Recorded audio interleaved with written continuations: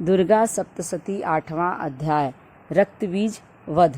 महर्षि मेधा ने कहा, चंड और मुंड नामक असुरों के मारे जाने से बहुत सी सेना के नष्ट हो जाने से असुरों के राजा प्रजापति शुंभ ने क्रोधयुक्त होकर अपनी संपूर्ण सेना को युद्ध के लिए तैयार होने की आज्ञा दी।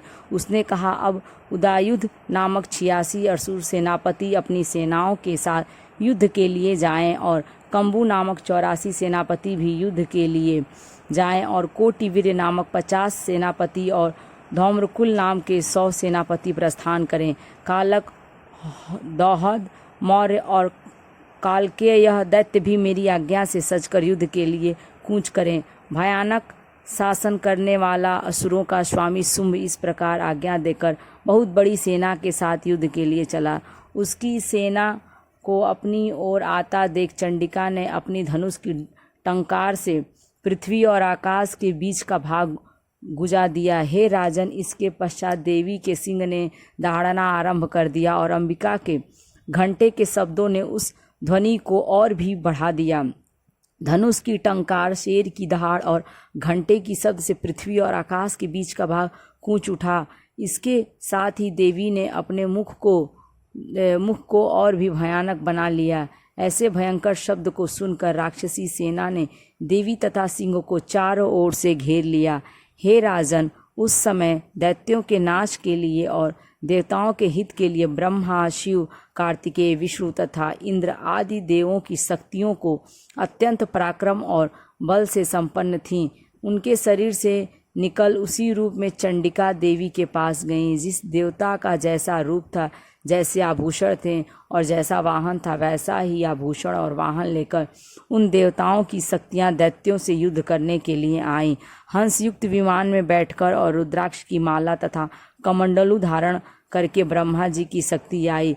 वृषभ पर सवार होकर, हाथ में त्रिशूल लेकर, महानाग का कंकड़ पहनकर और चंद्र रेखा से विभूषित होकर भगवान शंकर की शक्ति माहेश्वरी आई और मोर पर आरूढ़ होकर हाथ में शक्ति लिए दैत्यों से युद्ध करने के लिए कार्तिकेय जी की शक्ति उन्हीं का रूप धारण करके आई।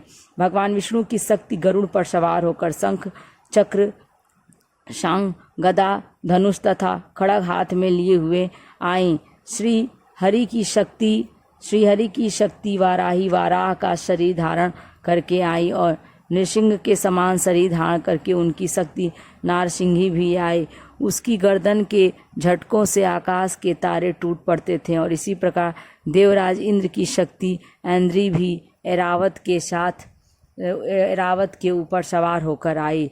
पश्चात इस देव शक्तियों से घिरे भगवान शंकर ने चंडिका से कहा, मेरी प्रसन्नता के लिए तुम शीघ्र ही इन असुरों को मारो। इसके पश्चात देवी के शरीर में से अत्यंत उग्र रूप वाली और सैकड़ों गीदड़ियों के समान आवाज करने वाली चंडिका शक्ति प्रकट हुई। उस अपराजिता देवी ने धूमिल जटा वाले भगवान श्री शंकर जी से कहा, हे प्रभु, आप मेरी ओर से दूत बनकर शुंभ और निशुंभ के पास जाइए और उन अत्यंत गर्वीले दैत्यों से कहिए तथा उनके अतिरिक्त और भी जो दैत्य वहाँ युद्ध के लिए उपस्थित हों उनसे भी कहिए, जो तुम्हें अपने जीवित रहने की इच्छा हो तो त्रिलोकी का राज्य इंद्र को दे दो। देवताओं को उनका यज्ञ भार मिलना आरंभ हो जाए और तुम पाताल को लौट जाओ। किंतु यदि बल के गर्व से तुम्हारी लड़ने की इच्छा हो तो फिर आ जाओ। तुम्हारे माँ से मेरी योगिनियाँ तृप्त होंगी। चूँकि उस देवी ने भगवान शंकर को दूत के कार्य में नियुक्त किया था, इसलिए वह संसार में शिवदूती के नाम से विख्यात हुई। भगवान शंकर ने देवी का संदेश पाकर उन दैत्यों के क्रोध का कोई आर पार न रहा। वह जिस स्थान पर देवी विराजमान थीं वहाँ पहुँचे और जाने के साथ ही उस पर बाणों और शक्तियों की वर्षा करने लगे। देवी ने उनके फेंके हुए बाणों, शक्तियों, त्रिशूल और फर्शों को अपने बाणों से काट डाला और काली देवी उस देवी के साथ आगे खड़ी होकर शत्रुओं को त्रिशूल से विदर्ण करने लगीं और खटवांग से कुचलने लगी। ब्रह्माणी जिस तरह दौड़ती थीं उसी तरफ अपने कमंडलू का जल छिड़क कर दैत्यों के वीर्य व बल को नष्ट कर देती थीं और इसी प्रकार माहेश्वरी त्रिशूल से, वैष्णवी चक्र से और अत्यंत कोप वाली कौमारी शक्ति द्वारा असुरों को मार रही थीं और ऐन्द्री के बाजू के प्रहार से सैकड़ों दैत्य रक्त की नदियां बहाते हुए पृथ्वी पर सो गए। वाराही ने कितने ही राक्षसों को अपनी थूथन द्वारा मृत्यु के घाट उतार दिया। दाढ़ों के अग्रभाग से कितने ही राक्षसों की छाती को चीर डाला और चक्र की चोट से कितनों को ही विदीर्ण करके धरती पर डाल दिया। बड़े बड़े राक्षसों को नारसिंही अपने नखों से विदीर्ण करके भक्षण कर रही थी और सिंहनाद के चारों दिशाओं को गुंजाती हुई रणभूमि में विचर रही थी। शिवदूती के प्रचंड अट्टहास से कितने ही दैत्य भयभीत होकर पृथ्वी पर गिर पड़े और उनके गिरते ही वह उनको भक्षण कर गई। इस तरह क्रोध में भरे हुए मातृगणों द्वारा नाना प्रकार के उपायों से बड़े बड़े असुरों को मरते हुए देखकर राक्षसी सेना भाग खड़ी हुई और उनको इस प्रकार भागता देखकर रक्तबीज नामक महापराक्रमी राक्षस क्रोध में भरकर युद्ध के लिए आगे बढ़ा। उसके शरीर से रक्त की बूंदें पृथ्वी पर जैसे ही गिरती थीं, तुरंत वैसे ही शरीर वाला तथा वैसा ही बलवान दैत्य पृथ्वी से उत्पन्न हो जाता था। रक्तबीज गदा हाथ में लेकर ऐन्द्री के साथ युद्ध करने लगा। जब ऐन्द्री शक्ति ने अपने वज्र से उसको मारा तो घायल होने के कारण उसके शरीर से बहुत सा रक्त बहने लगा और उसकी प्रत्येक बूंद से उसके समान ही बलवान और महापराक्रमी अनेक दैत्य भयंकर रूप से प्रकट हो गए। वह सबके सब दैत्य रक्त बीज के समान ही बलवान तेज वाले थे। वह भी भयंकर अस्त्र शस्त्र लेकर देवियों के साथ लड़ने लगे। जब ऐन्द्री के वज्र प्रहार से उसके मस्तक पर चोट लगी और रक्त बहने लगा तो उसमें से हजारों ही पुरुष उत्पन्न हो गए। वैष्णवी ने चक्र से और ऐन्द्री ने गदा से रक्तबीज को चोट पहुंचाई और वैष्णवी के चक्र से घायल होने पर उसके शरीर से जो भी रक्त बहा उससे हजारों महाअसुर उत्पन्न हुए, जिनके द्वारा यह संपूर्ण जगत व्याप्त हो गया। कौमारी ने शक्ति से, वाराही ने खड़ग से, महादैत्य ने सब मातृशक्तियों पर पृथक पृथक गदा से प्रहार किया और माताओं ने शक्ति तथा शूल इत्यादि से उसको जो बार बार घायल किया।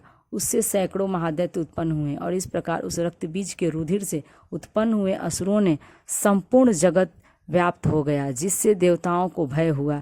देवताओं को भयभीत देखकर चंडिका ने काली से कहा, हे चामुंडे, अपने मुख को बड़ा करो और मेरे शस्त्रघात से उत्पन्न हुए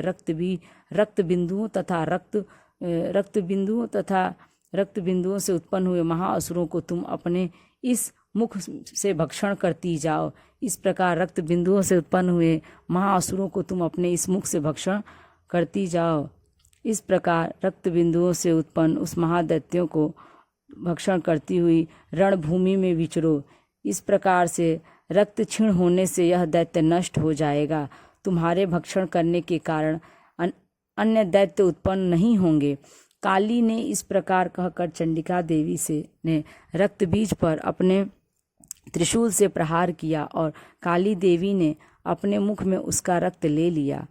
तब उसने गदा से चंडिका पर प्रहार किया। प्रहार से चंडिका को तनिक भी कष्ट न हुआ, किंतु रक्तबीज के शरीर से बहुत सा रक्त बहने लगा। लेकिन उसके गिरने के साथ ही काली ने उसको अपने मुख में ले लिया। काली के मुख में उस रक्त से जो असुर उत्पन्न हुए उनको उसने भक्षण कर लिया और रक्त को पीती गई। तदंतर देवी ने रक्तबीज को, जिसका कि खून काली ने पिया था, चंडिका ने उस दैत्य को वज्र, बाण, खड़ग तथा ऋषि इत्यादि से मार डाला। हे राजन, अनेक प्रकार के शस्त्रों से मारा हुआ और खून से वंचित वह महादैत्य रक्तबीज पृथ्वी पर गिर पड़ा। हे राजन, उसके गिरने से देवता अत्यंत ही प्रसन्न हुए और माताएं उन असुरों का रक्त पीने के पश्चात उद्यत होकर नृत्य करने लगें। इस प्रकार से 8वां अध्याय पूर्ण हुआ। यदि वीडियो अच्छी लगे तो लाइक करें और यदि मेरे चैनल पर नए हैं तो इसे सब्सक्राइब करें।